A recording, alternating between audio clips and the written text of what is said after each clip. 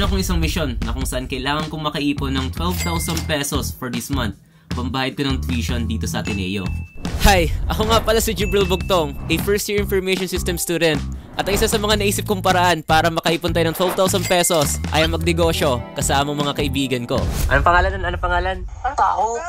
Taho ka. Guys, dito pala yung graphic design namin para sa brand kasi kailangan maganda yung brand representation namin. At isa sa mga naisipan namin na ibenta ay ang flavored taho.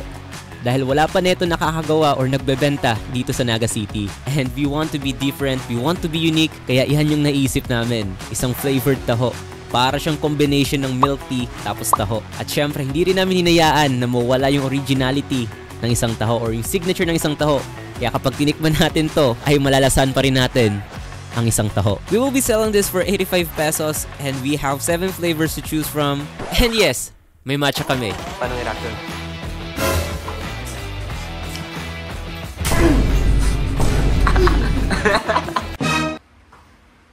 Uy! Sige! Carlos yun! Oh! Masarap! Masarap! And since this will be our first day, we will give you guys 10 pesos off. Kaya, ano pang hinihintay nyo? Kaya nga naman ininvitan ko na kayo this coming Friday, October 4, 2024 na to try our flavored taho. And guys, you can criticize us kung kamusta ba, masarap ba yung lasa, or ano ba yung problema. Feel free. And magbebenta nga pala kami 9:30 PM or 10 PM yung start namin onwards. And ang target cups namin is 60 cups. O nga pala, sa may labas nga pala kami ng SM magbebenta. Yung nakikita nyo mga marami nagbebenta doon kapag gabi, doon rin kami pipesto. I'll see you guys there. Mwah! Oh guys, alam ko, magulo yung kwarto. Pagpasensyahan nyo na. Mamaya ayusin ko to pag di ako tinamad.